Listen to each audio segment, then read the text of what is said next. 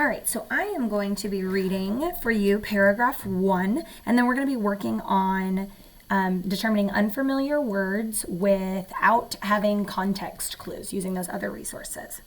So, The Possum, which is an expert from Zooburbia, by Ty Moses. Late one summer night, I opened the back door to let Arrow out into the yard. When I went to let her in a few minutes later, she wasn't waiting at the door. Stepping out onto the deck, I heard a commotion at the end of the yard. I ran towards the sound and found Arrow with her jaws buried in the fur of an opossum. Of an opossum? I don't know that word. I'm going to circle it because that's a tricky word for me.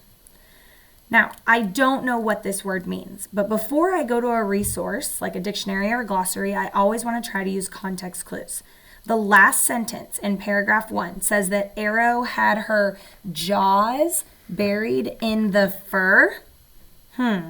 So that tells me that this is probably an animal, but I still don't know much about it. So I need to go to a resource.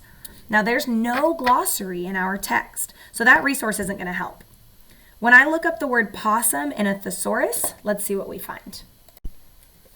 So I'm going to go in my thesaurus, and I'm going to use my guide words to find possum. Possum. O-P-P.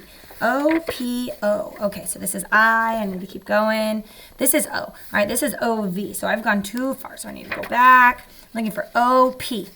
So O-L-O-N. O-N-O-P. Okay, so I need O-P-O. So this is O-P-E. I'm going to keep going. O-P-E to O-P-P. So O is between E and P. So I know that I'm probably going to find it on this page. So I'm going to go down and look, see if I can find a possum. I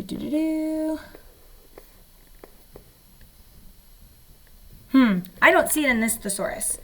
But I used my online thesaurus, and I see that there's a list of other animals in the category of marsupials. So that tells me that a possum is a marsupial, but I don't know what a marsupial is.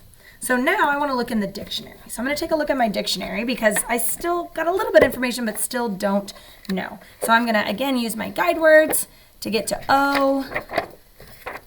That's N. That's P. I went too far. Here's O. All right, so I'm looking for O-P.